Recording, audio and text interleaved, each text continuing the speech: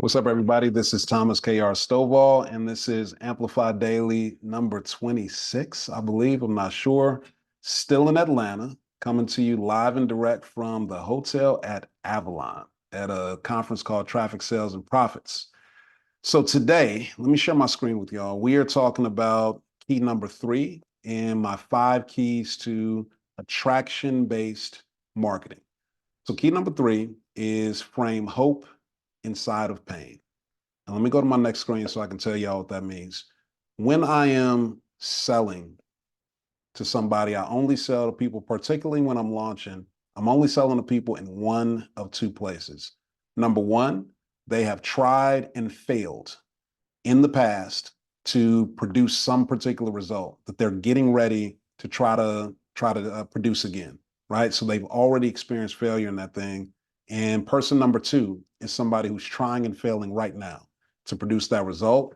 And the reason why I only sell to people who are currently failing at producing a particular result that I have the exact solution for, or somebody who's failed in the past to produce that result and they're trying to produce it again, is because that person has a reference point for pain, trying to produce that result that they're producing now, which is very distinct from somebody who wants really badly to have this thing that they say that, man, it's nothing I wouldn't give to have it, but they haven't tried yet. So here's what happens if you take that person who's never experienced pain or failure and shortcut them to the result. It's one of two things. Number one, they get to that end result and they're like, man, that was so simple. What do I need this dude for? Like, they don't really have a reference point for all the places they would have failed because people overappraise their ability. They overappraise their skill set, and there's no way to go back and prove to them that they weren't going to get here without you. So you end up with no case study or a lukewarm case study at best, or somebody who really says, I really just don't feel like I got the value that, that I expected out of this. I think I could have gotten here on my own, and you can't ever prove them otherwise.